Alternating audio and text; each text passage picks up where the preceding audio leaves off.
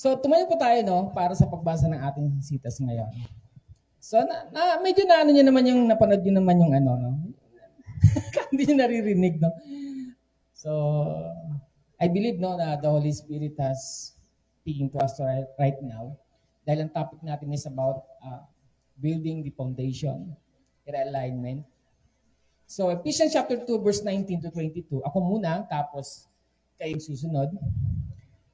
Consequently, you are no longer foreigners and strangers, but fellow citizens with God's people and also members of His household.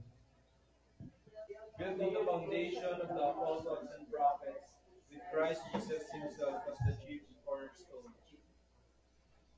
And in Him, the whole building is joined together and rises to become a holy temple in the Lord. And in Him, you two are being built together to become a dwelling in which God lives by Spirit. Sige po, manalangin po tayo. Dakilang Ama, salamat o Diyos na makapangyarihan sa lahat. Sa pangalan ni Kristo Jesus, Panginoon, at ang banal ng Espiritu Santo, Lord, kami narito. Lord, basbasan niyo po kami, Panginoon. Kausapin niyo po ang bawat isa, Panginoon, kung gaano po kayo, Panginoon, bilang aming Diyos ay kumalinga sa amin. Lord, buksan po ninyo ang aming mga isip at aming mga puso upang matanggap namin ang mga pagpapala ng inyong salita sa araw na ito. Sa pangalan ni Kristo Jesus, Amen. Sige po, mga na po tayo. Now, sabi sa Ephesians, no, binasa natin ngayon, no, it talks about we as mga manlalakbay. No? Sa totoo lang, mga manlalakbay lang naman tayo rito. Wala naman talaga tayong hindi naman talaga tayo permanent dito sa mundo na to. Balang araw, darating ang araw na matatapos na ang chapter ng kwento ng buhay mo. Yan. Marami na rito yung mga datit hapon. Yan. At kapag nangyari yun, ang tanong kasi ganito, anong kwento mo doon sa ibang tao? So, sa aking palagay, yung kwento na pinakamagandang maiwan natin, yung pagiging Kristiyano natin, ang pagiging anak natin ng Diyos. Na kung saan, hinuhubog niya tayo bilang isang iglesia, bilang eklesiya, upang mag-confirm, no, kung ano yung talaga yung palatuntunan ng Diyos sa atin. Naniniwala ba kayo may palatuntunan ng Diyos sa inyo? Meron, di ba? So, hindi naman tayo nandito parang, naalala ko, nag-aaral kami nung elementary hanggang high school, yung food chain, tsaka yung mga carnivorous, omnivorous, ganun, di ba? Naalala ko dati, survival of the fittest. Sa jungle, kung sino yung pinaka-fittest, siya pa yung magsusurvive. Ibig sabihin, kakainin ng malakas yung mahina. Hindi naman po tayo ganun. Dito, walang ibang malakas kundi ang ating Panginoon. Kasi yung kalakasan natin, tiyak, mawawala yan. Ako dati talaga, magiliw ako mag-basketball, pero nang huling nag-basketball ako, liga yun, parang hindi na pinapanood ko sarili ko, parang tulala. Basketball ko, parang tulala. Hindi gano'n yung mga moves ko dati, no? Pero parang, nag-aantay na lang mo, gano'n dati, pag agawan ka, parang agawang buko dati, pero ngayon wala na no? Pero, dating tayo doon, Kaya itong pag-aaralan natin ngayon, in response o in coordinate sa ating tinatawag na series. So lahat ng mga preacher natin, mga pastor, meron tayong series na gustong maabot. Foundation tayo ngayon, foundation. Now, ang ating pag-aaralan ngayon is blessed of being built. So you belong in God's house. Gusto nyo ba yan? Binilis daw tayo, at kahit na binilis na tayo, patuloy tayong ginagawa ng Panginoon. O hinuhulma ng Panginoon. Sino rin nahulma na ng Panginoon at sabi ng Panginoon, tapos na ako sa'yo? Yan. Wala pa, di ba? Kahit siguro sila tatay, hanggang ngayon, hinuhulma pa rin sila. Kahit na yung pinakamatanda dito sa room na to, hinuhulma pa rin siya ng Diyos. Kasi, yun siya. Diyos siya. Alam niya, may kailangan tayo na nasa Kanya. At kailangan natin tingnan yon, abutin yon, lakaran yon, or else, para sinasabi natin, hindi natin kailangan ng Diyos at ayaw natin siyang makapiling doon sa kalangitan. Tama po? So, ito pong ating pag-uusapan. Now, Ang second na title ko is sa Gemlight, may tahanan ka. Hashtag. Yan. Ano naman yan, di ba? Hashtag na yan. Sa Gemlight, may tahanan ka. Okay. So, moving on. Una, tinan natin dito. You have to get this. You have to really, really get this. So, when life feels uncertain, remember this truth. Remember this truth. God is not finished with you. Totoo yun. Meron ka pang flaws. May pagkakamali ka pa, madadapa ka pa. At kahit alam na alam mo na yung gagawin, minsan susuungin mo pa yun. Tama? Alam mo na. Pag-aralan mo na, Bible study mo na, sinabi na ni pastor, at minsan, naiwasan mo na yon. Pero minsan, matadaanan mo pa rin yun. Because of what? Because God is not finished with you. Patuloy kang huhubugin ng Panginoon. Kasi yung unchanged, although sinabi, when you are in Christ, you are a new creation, but that new creation ay meron development. Amen? Nung tayo ay naging buto, na tayo'y natanim, tas tayo tumubo, new creation na yon. From buto to halaman. Hindi ibig sabihin, halaman na lang siya. Ano pa nangyayari? Nagkakaroon ng sanga, nagkakaroon ng dahon, patuloy siyang inuhubog. Yung soft na skin ng plant na yon, pinatitikas ng Panginoon sa pamagitan ng ng mga baha, ng mga araw, ng tagtuyo, ng mga insekto. Kaya nakikita niyo yung puno, wala kang makikitang puno na makinis na makinis. May nakita ba kayong puno na makinis na makinis? Wala, di ba? Why? Kasi yung nasa labas niya, yung outer layer nung puno na yan, yung balat niya, is kinakailangan ma-withstand niya yung mga pagsubok na meron ng environment. Are you getting this? Kaya may mga iskar ka. Siguro sa lugar ninyo, pag magtatanong ako, dadalawin ko kayo sa lugar ninyo, mag-survey ako, kunwari si Ryan, kunwari lang naman si Ryan, pwede naman totohanin. Tatakot, no? Sabihin ko, kapitbahay. Kapitbahay mo si Ryan, opo. Pwede ba magtanong kung ano ba talaga ugali niya? Ano po ba ang tingin ninyo kay Ryan? At ako 100% na nakasisiguro, hindi lahat yun okay. Right? Kapitbahay mo lang yun. Paano kaya pag family mo, kasama mo sa bahay? Lalo na. Ako, lakas maghilik niyan. Walang pakialam niya. Kahit puweta-puweta ako, naghihilik ako. May ganun. So, God is not finished with you. That is the truth. Pangalawa, you have to get this. He is not just fixing your life, He is forming you into His dwelling place. Hindi lang daw inaayos ka, kundi hinuhubog ka para sa kanyang dwelling place. Di ba ninyo alam na kayo ang dwelling place ng Panginoon? Kaya nga sabi ng iba, oy, okay lang. I don't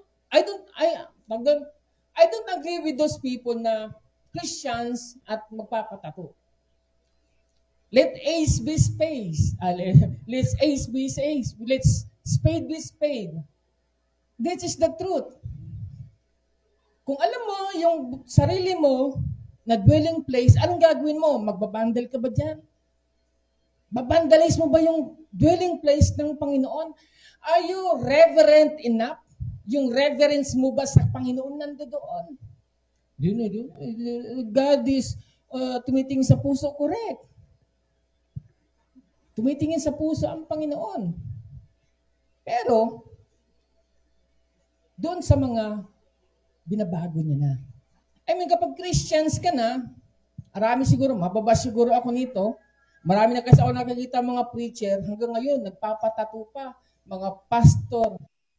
At sinasabi nila, ang Panginoon, naman, may mga pastor akong kaibigan, and also yung dati kong church, yung Bread of Life, ang isang pastor doon, punong-puno ng tato. At kapag naghuhubad siya sa kanilang mga outing, nagtatakbuhan yung mga tao, akala nila mga sige-sige, oxos, punong-puno. Pero it doesn't mean na pananagdagan niya, hindi niya. Pinabubura nga niya eh.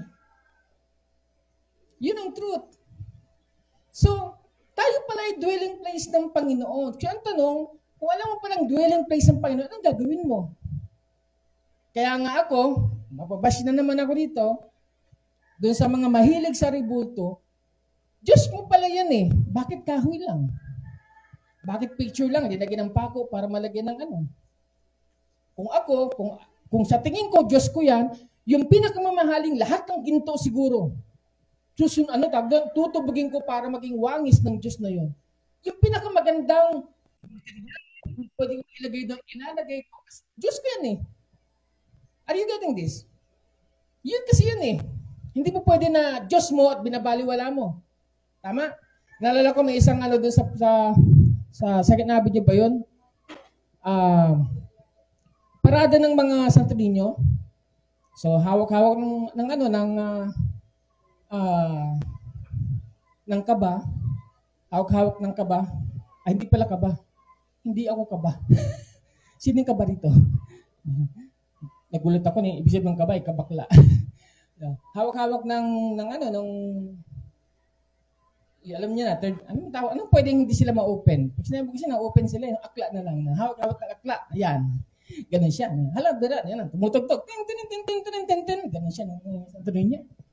Biglang hinagis ng ganun. Ako yung kinakabahan doon sa Kristiyano ako, pastor ako. Ako pa yung parang naawa doon sa Santo Niño. Kung tinutos doon sa pinakataas, i-split siya ng ganun, sabay sasaluhin ng ganun.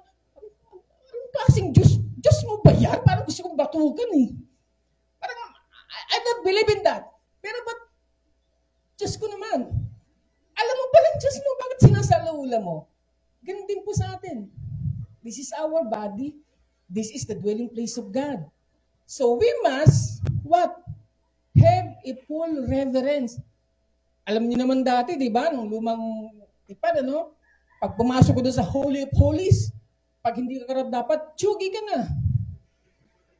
Patay ka. Kwento ka na lang. Pero ngayon wala nang ganun kasi nasa atin na eh. Huwag naman tayo maging abusado. Tama. So He's forming you into His dwelling place. Hanggang ngayon binabago ka pa ng Panginoon. Inaayos pa, pinapaganda pa. Amin po. And you have to also get this, you are not alone. You are a vital part of God's great design called the church, the ecclesia. Hindi ka nag-iisa. Yung dwelling place na sinasabi mo, hindi lang ikaw yun, marami kayo, marami tayo. At meron kang role. Di ba sabi nga, Christ is the head and we are the body. Are you getting this?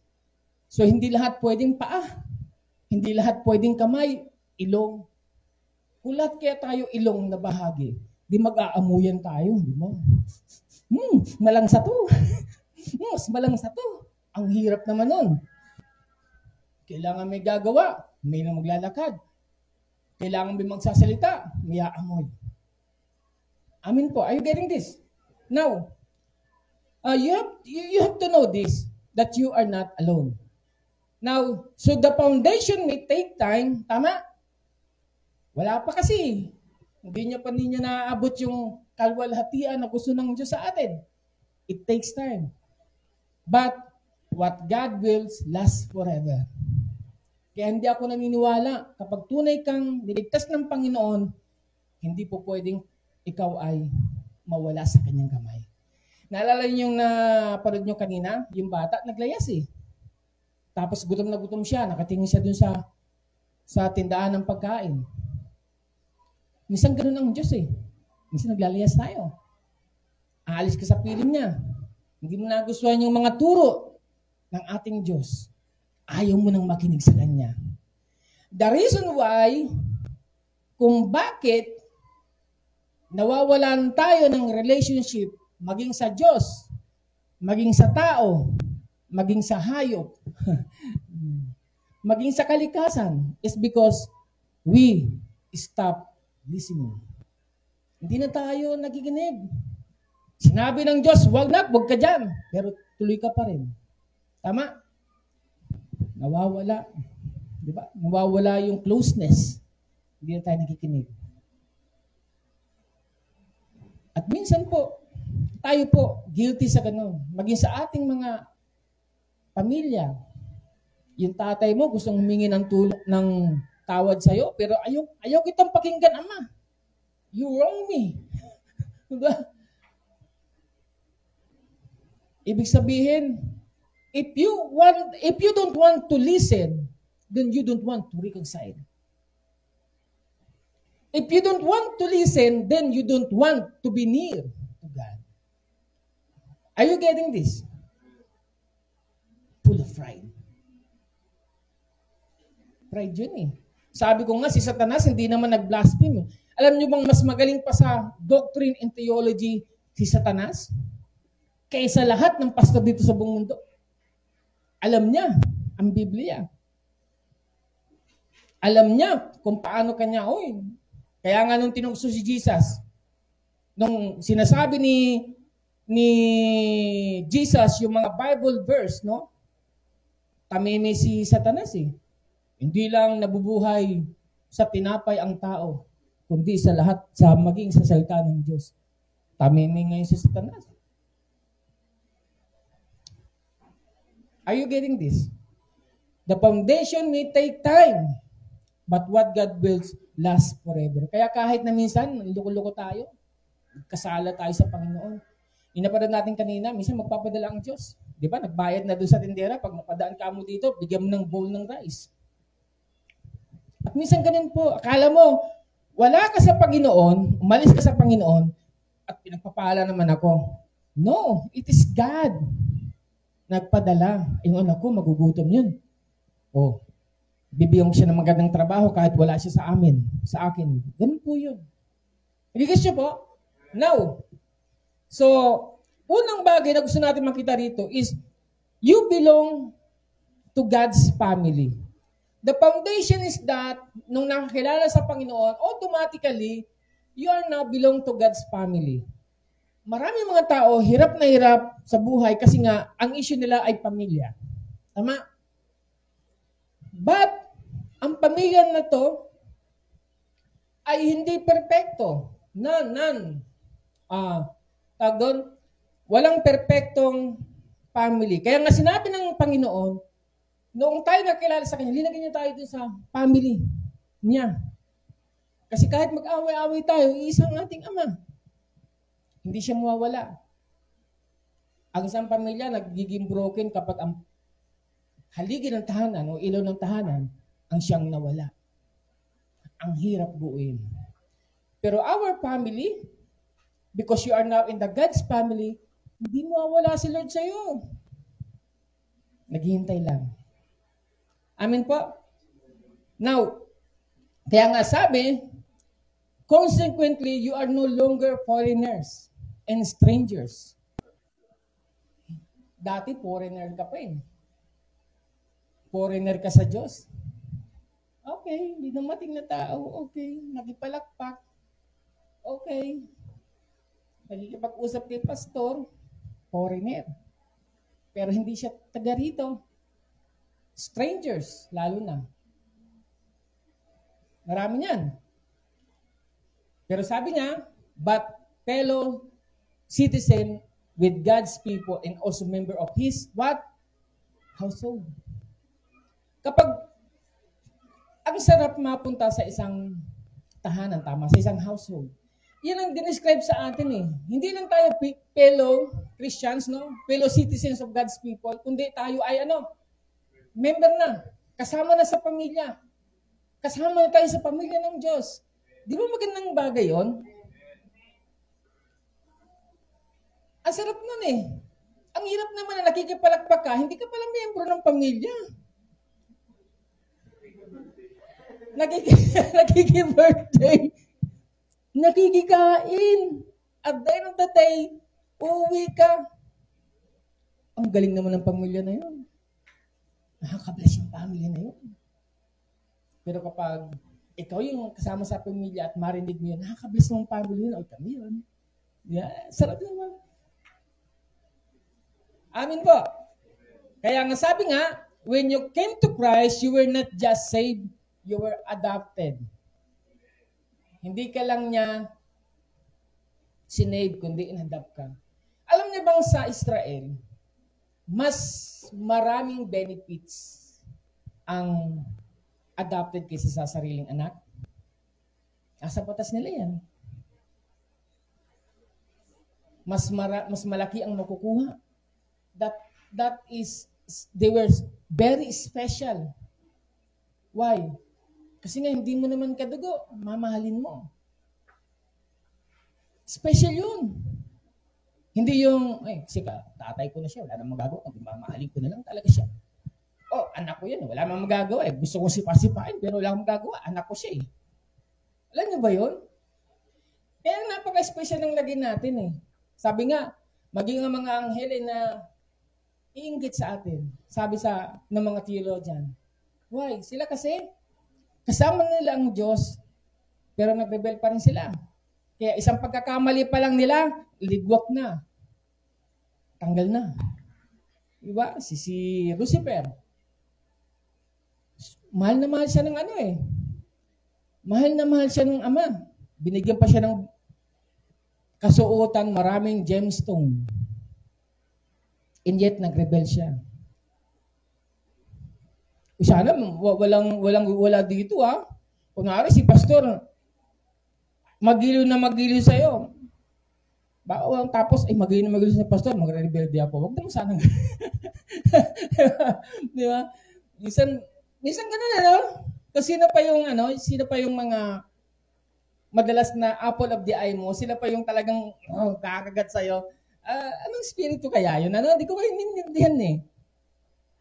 Kaya minsan may mga ganun eh. I paid you! I gave you everything! Ano mo ginawa mo sa akin? Mga ganun mga drama eh. Is this enough? Am I not enough? Ganun pa eh, no? Samantalang yung bumabaliwala sa kanya o sa tao na yon, doon pa pupunta. Minsan mahirap. Pero it's the truth. Minsan, natawag yan, the Luciferian spirit eh. God gave everything. Kaya nga tayo, special tayo eh. Kasi dami nating pagkakataon. We were adopted. You are not just or a guest in God's house, your family. Di ba ang ganda nun? Pamilya ka. Kaya lahat tayo rito, pamilya ha. Hindi, walang guest dito. Hindi natin kailangan ng guest dito. Kailangan nito family. Kaya namapasin nyo ba, seldom tayo mag-ano ng guest speaker. Marami akong kaibigan pastor. Pero bakit? They don't know my family. Napasin nyo ba? Sa mga datihan. Seldom yun. Kasi I believe, kung sino magpapakain ng mas masarap, ng mas masustansya sa loob, kapamilya. Amin po. Now, sabi sa John chapter 1 verse 12, yet to all who did receive Him, to those who believe in His name, He gave the right to become children of God. Siya ay may karapatan maging anak ng Diyos. Ang sarap naman mo. Di ba? Tapos tayo, tantrums pa tayo. Teka muna, anak ka na nga eh. Anak ka na nga ng Diyos. Ephesians chapter 1 verse 5, sabi niya, He predestined us for adoption to sonship through Jesus Christ, in accordance with His pleasure and will, to the praise of His glorious grace, which He has freely given us in the one He loves. Adoption to sonship through Jesus Christ. Predestined. Before the foundation of the world, God know you, and you have been predestined. Kaya madalas ito sinasabi. Ito yung na hindi ko maintindihan sa mga doctrine and theology. Karamihan ng mga by works, ba? Karamihan ng mga by works at karamihan ng mga by grace, di ba? Dalawang tatalo eh.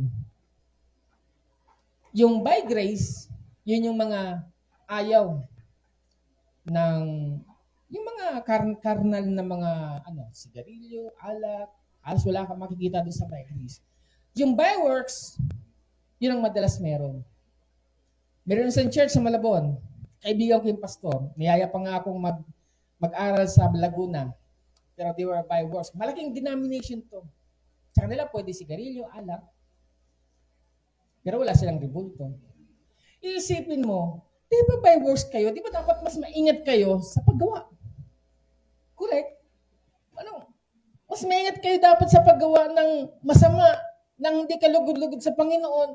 Kasi alam nyo na reward system kayo eh. Na kapag gumawa ka, impyerno ka. Pag hindi, langit ka. Sa by grace naman, di ba dapat tayong gumawa ng ganun dahil tayo ay by grace? Pero tayo itong maingat. Kaya isipin mo, ano ba talaga ang totoo? Dito ako, by grace, dahil yun naman talaga ang biblical. Magbabash na naman tayo dito. Huwag nyo nang ikat yan, ha? Now, sabi nga ni Richard Bonnke, pagpalain ng Panginoon sa buhay niya, by new birth, you have entered the family of God and belong to the household of faith. Amen po. Now, so no matter your past, no matter your weakness, God says, you belong to me. Ano man ang nakaraan mo, ano man ang weakness mo, lahat yan, sasabihin ng Panginoon, you belong to me. Sabi ng Panginoon. Are you getting this? Our second point is that Christ is your cornerstone, your life is secure. Gusto kong maintindihan po ninyo ito dahil nasa series tayo na building the foundation. The church, actually, is, sabi niya sa 20, built on the foundation of the apostles and prophets. Kaya tayo may Bible, nandiyan yung prophets, nandiyan din ang apostles. With Christ himself as the chief cornerstone. Kaya nga minsan, ako bilang nag-aaral sa mga Bible school, dahil marami, minsan na ako dun sa mga taong inaari nila yung isang salitang apostolic. Ang sinasabi nila kapag apostolic ka, yun yung mga naglilibitin, yung mga nagpapalayas demonyo, deliverance, etc. Sila lang yon, signs and wonders. Sabi ko hindi. Biblically speaking, kapag gumamit ka ng lumang tipan, prophetic ka. Pag gumamit ka ng bagong tipan, apostolic ka. Kasi yun ang mga nagsulat eh. So we are all prophetic and apostolic. Walang pwede magsabing, brand lang namin yun. Kasi nakalagay sa church namin, the apostolic, prophetic, of Satan, etc. Walang yun. So lahat tayo, yun ang foundation natin. Lahat ng Kristiyano, lahat ng lingkod ng Panginoon, lahat ng tumanggap sa ating Panginoong Kristo Jesus, lahat ng anak ng Diyos, we are all what? Apostolic and prophetic. Sabi nga, built on the foundation. Kasi sila ang nagsulat eh. Sila na yung, sa kanila, kaya tayo ay natututo.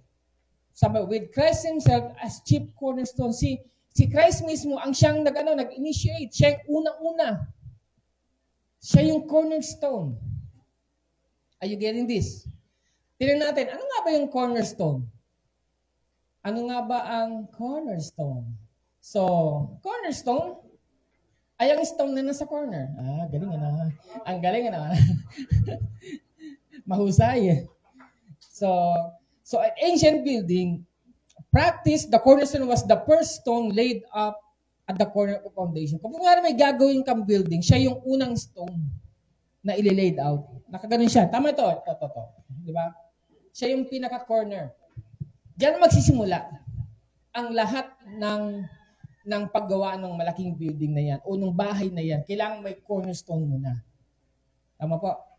So, it had to be perfectly aligned because the rest of the building's foundation was measured and built from it. Halimbawa, meron kang gagawa ka ng malaking building na is 1 hectare. 1 hectare. Isang building, 1 hectare. Gano'ng kalaki yun? So, malaki pa yata sa Mall of Asia yun. So, kahit gaano kalaki o kaliit yun, magsisimula ka sa cornerstone. Doon magsisimula yung sukat. Kasi kapag wala kang pinagsimula ng sukat, baka yung lupa ng kapitbahay mo, makuha mo. Madali mo. Diba?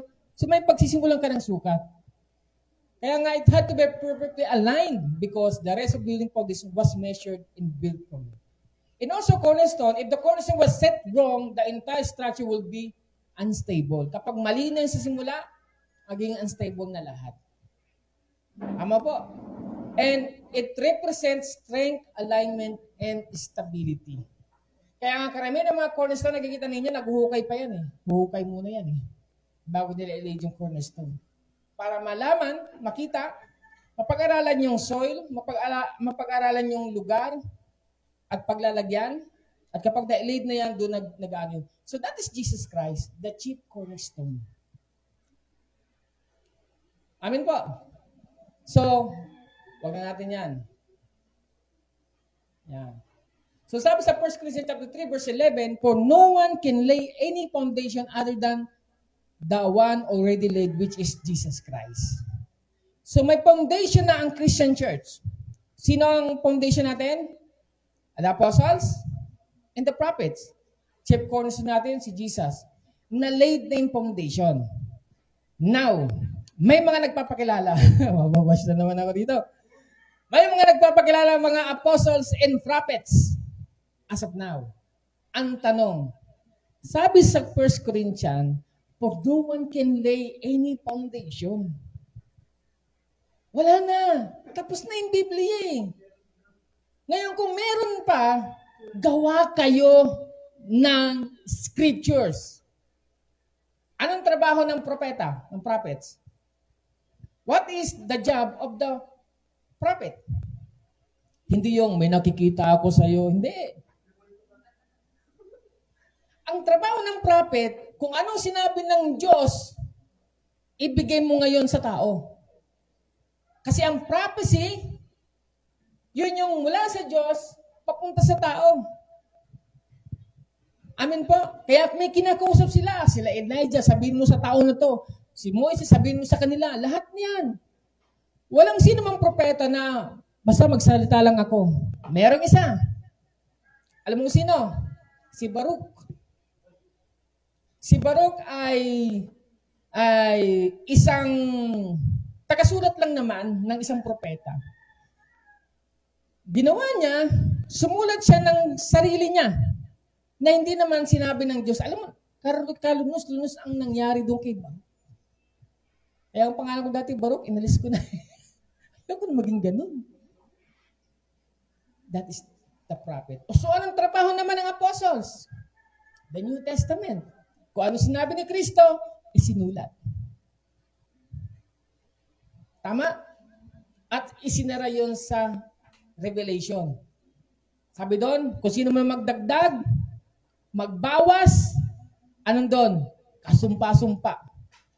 Sabi ganon, bibigyan siya ng ano? Hindi plague eh. Hindi plague eh, kundi curse. Sumpa ang darating sa kanya. Tapos na. But don't get me wrong, para naman sa mga nagpapakilalang apostles and prophets, don't get me wrong. I am an apostle and I'm a prophet. Small letter lang. Hindi yung title. Ngayon kasi title na eh.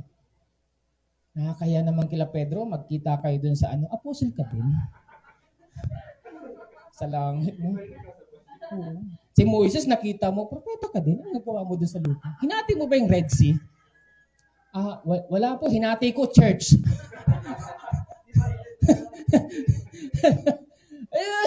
Kaya naman sa kanila.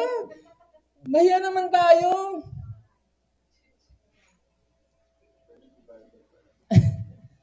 Alam niyo, marami akong mga kapwa ko lingkod. Nagtalo-talo kami dito.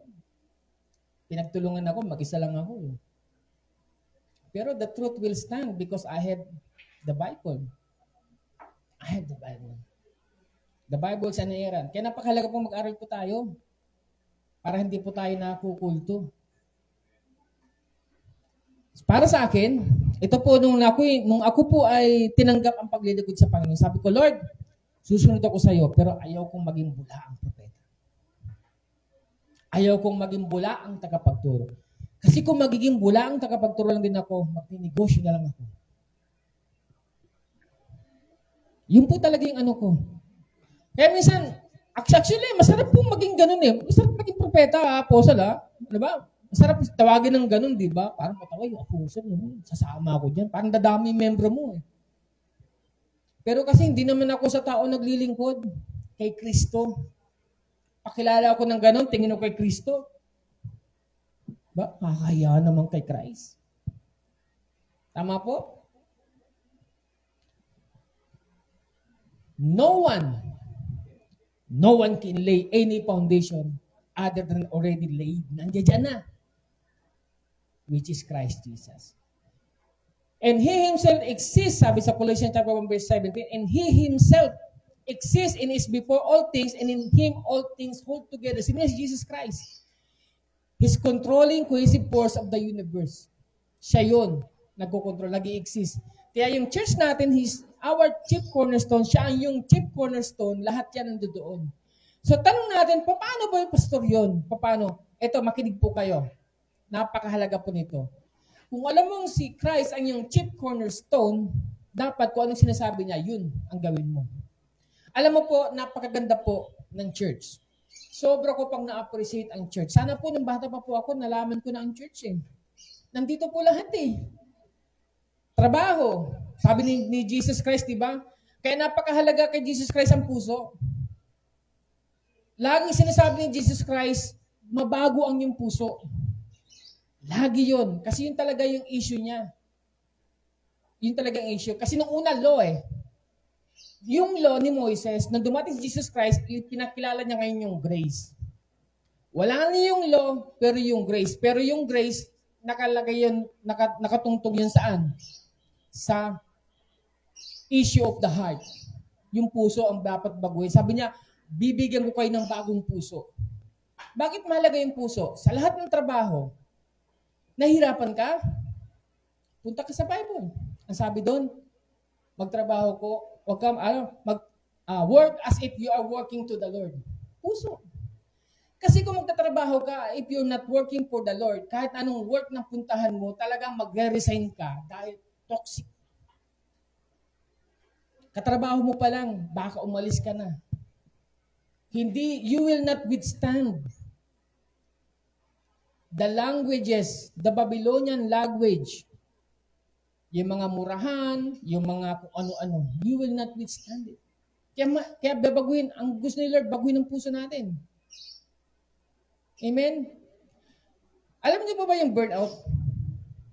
Burnout. Burnout ako. Burnout. Di ba? Kahit sa ministry, puso pa din eh. Kaya marami nagre-resign, umaalis sa ministry. Sabi nila, nabe-burnout ako. Alam niyo kung bakit nagkakaroon ng burnout? Because it is an issue of the heart. Kapag gusto mo, ang ginagawa mo, kahit anong mangyari, magiging masaya ka. Sa work, sa ministry, lalo na sa family. Are you getting this? Yung tipong, hindi ka mababurnout kasi mahal mo yung family mo eh. Bakit ba nababurnout? Ano pang feeling ng nababurnout? Hindi mo na gusto yung ginagawa mo. And you want to escape. Galit ka na yung puso mo. Burnout ka.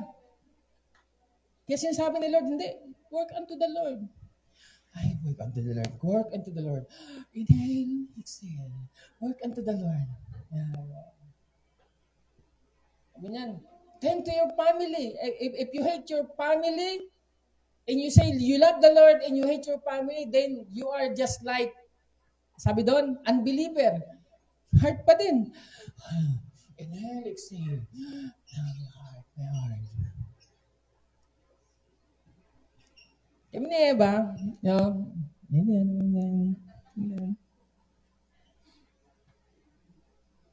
Sa totoo lang dati, medyo insecure ako kasi mas malaki siyang kumita sa akin.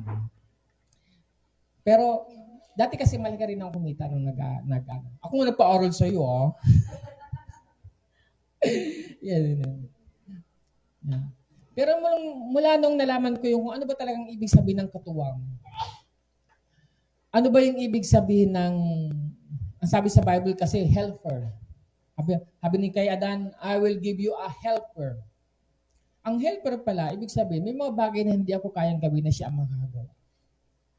Helper. So, yung mga kababaihan, no, kayo po ay helper.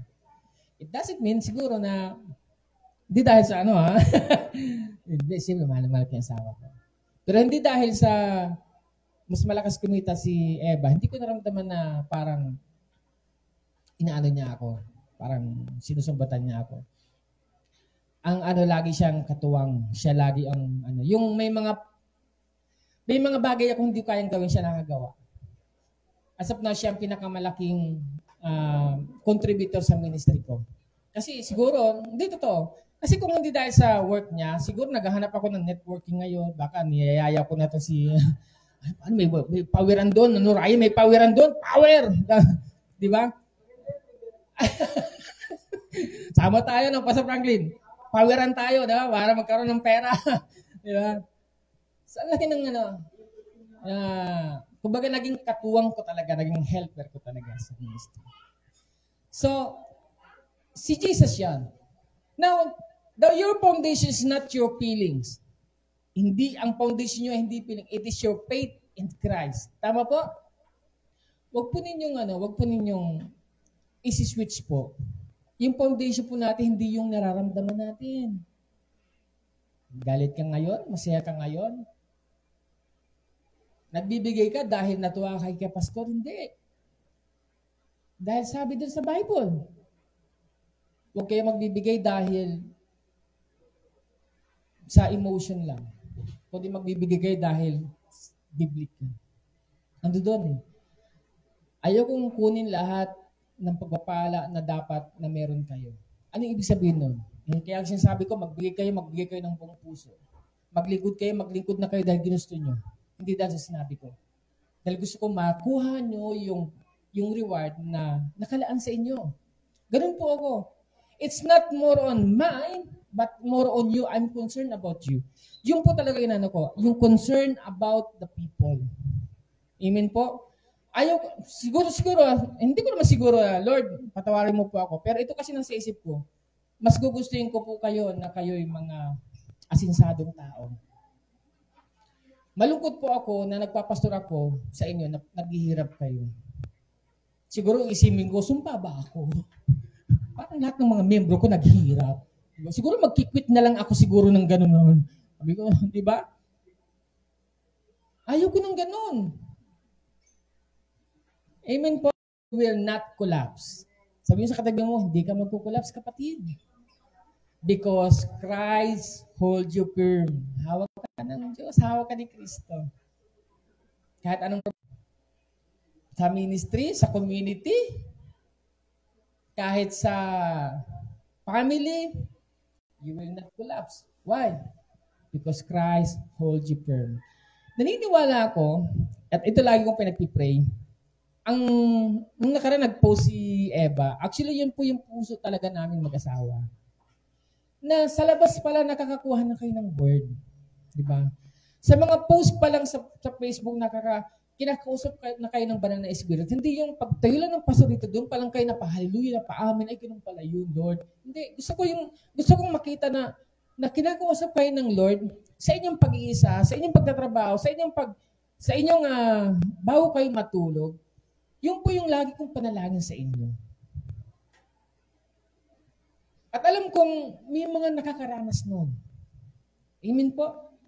So you will not collapse because Christ holds you firm. Pangatlo, dito pa magtatapos. Yes, hallelujah, hallelujah. Tatapos na si Pastor.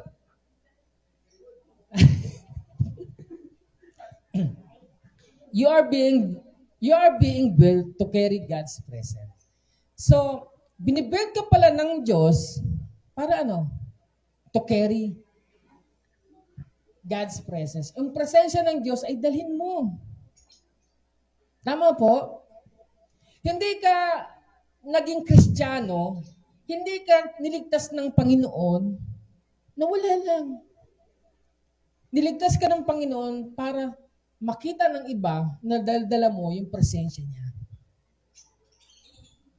Yung tipong kapag pumunta ka kay kapitan, halos hindi siya makatingin sa'yo dahil sa flood control niya. Hindi pala, wala pala flood control ng kapitan. Dahil sa, dahil sa ginawa niya, alam mo, dala mo yung presensya. At sa family, ganun din. Pupunta sa kaibigan mo na dapat mag-iinuman kayo dahil nandoon ka, yung presensya mo, naramdaman nila, hindi na nila ginawa. Huwag naman sana na walang kaplano-plano yung barkada mo at ikaw ang Kristyano. Pagdating doon, ay pare, nung tayo, tara, dala ko na 4 kantos dito, no? Timpla tayo. Huwag ganun. Parang ikaw yung taga-sawata. Tama po? Yung di may problema yung tao, makita ka pa lang, sold na. May ganun talaga. Totoo.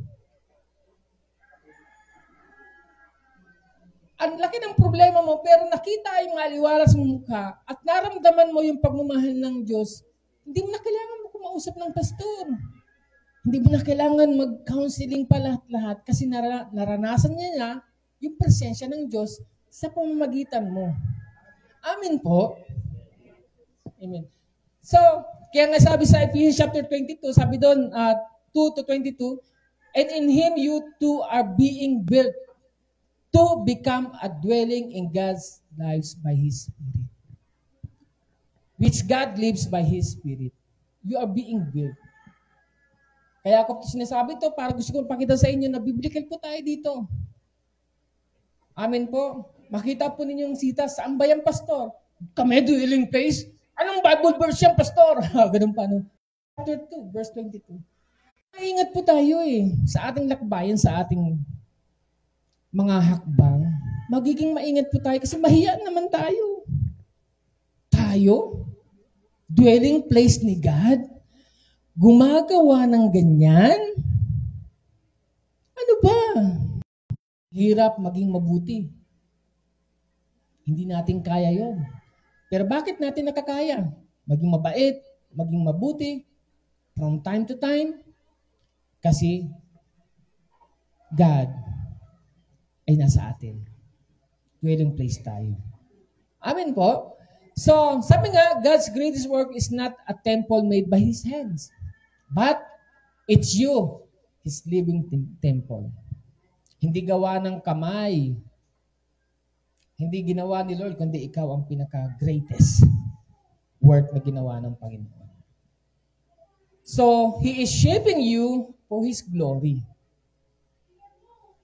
Kaya nga, hindi po pwede yung mga galit kay Lord, kasama ni Lord sa kalangitan. Kasi nasan yung glory ng Panginoon doon?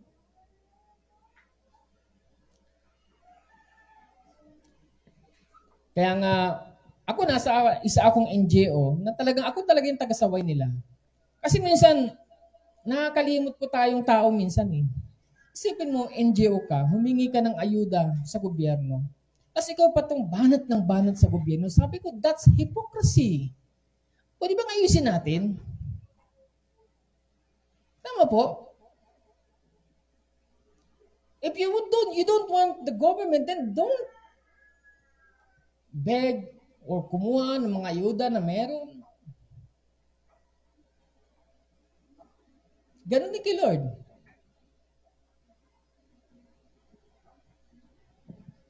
Kaya hindi po pwedeng hindi natin mahal si Lord at nasa langit tayo.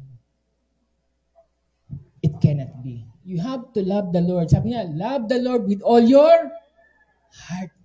Meron pa, with all your... dapat napanood niyo ito sa Superbook. Superbook pa no? Hindi mga di nagbabasa ng Biblia, no? Huy! Magbasa-basa din. Inaasal lang kay Superbook, no? With all your might, with all your strength, with all your soul. Di ba? Sabi, ganun po dapat natin siya mahalin. At siya na yung bahala. Bakit? Hindi hahayaan ni Lord na masira ang kanyang templo. Kaya kapag may umaaway sa'yo, it is not you na inaaway niya, kundi yung templo ng Diyos. Kaya sasabihin mo sa katabi mo, templo ka pala ng Diyos. Alam mo, itong mga truths na to, minsan parang it's hard to swallow, but it is the truth. Ikaw, templo ng Diyos, nakita ako one time, may ginawa kang, templo ka ng Diyos, but it's the truth. Kaya nga sabi kayo na, di ba? He's still molding you. Siguro nagpipintura pa si Lord dun sa loob ng inaayos ka pa. Pero ang pag-iusap ko, magpaayos naman kayo. Sabi magpaayos ka naman kay Lord. Huwag namang bardagulan. Oo, mahal tayo ng Panginoon. Hindi niya tayo hayan, mapahamak. Pero huwag naman na babaliwalain natin ang Panginoon. Yung kasi minsan ang mahirap sa sobrang magmahal eh. Sa sobrang pagmamahal mo, binabaliwala ka. Tama? Patawarin naman ako niyan eh. Pupuntahan naman ako niyan eh. Isang ganun ginagawa natin kay Lord. Ang kagandahan ang kagandahan dahil tayo, we are created in the image of God. Minsan marireflect natin kung sino si Lord sa buhay natin eh. Yung mga nangyayari sa atin, nangyayari din sa atin kay Lord. Because we are a relational being, how we handle our relationship sometimes reflects on how we handle our relationship with God.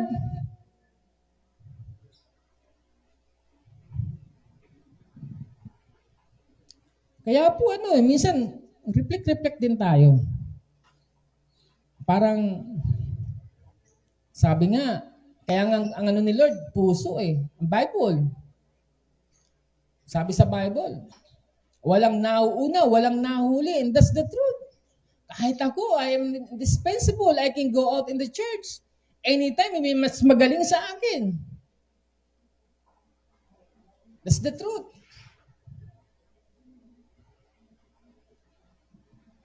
It's about the heart. Ang dami nakasama ni Apostle Paul. Sa bandang huli, hindi niya na nakasama. At nakasama niya uli. Ganun talaga. At kay Lord, minsan, nawawala ka sa Panginoon.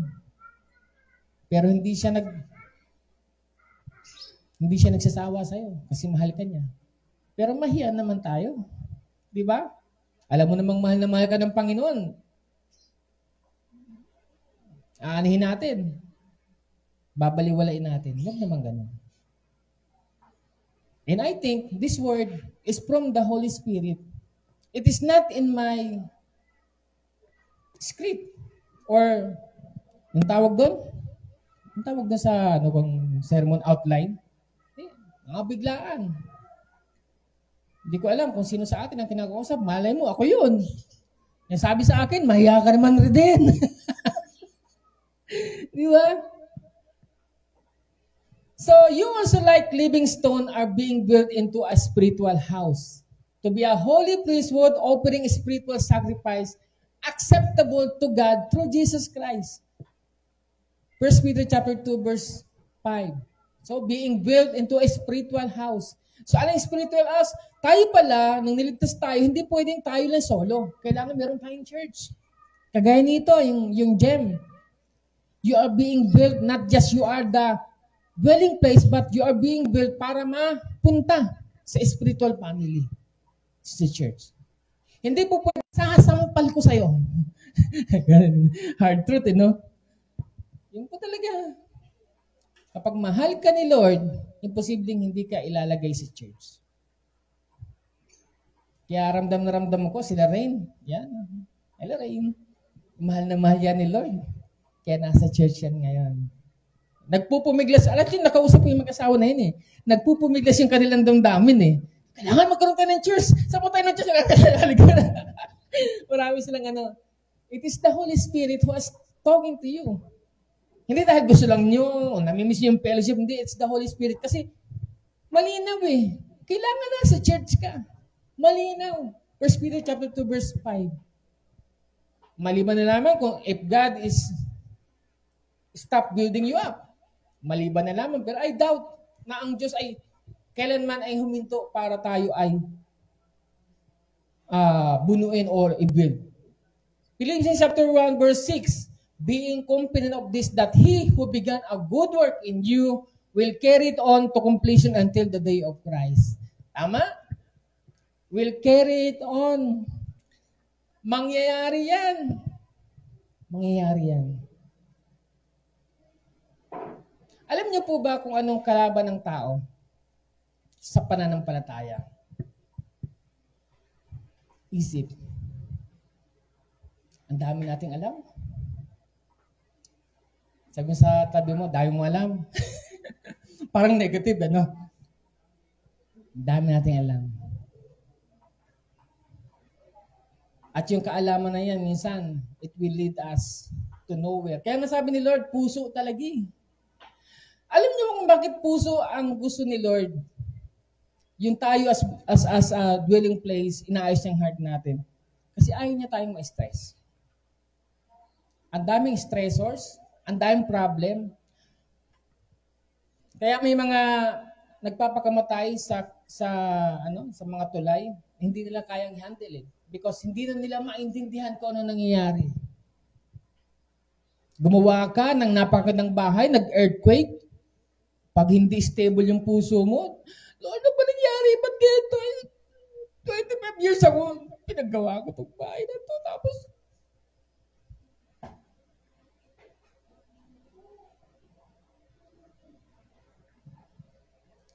are you getting this? So you may not see the full pictures yet, but the master builder does.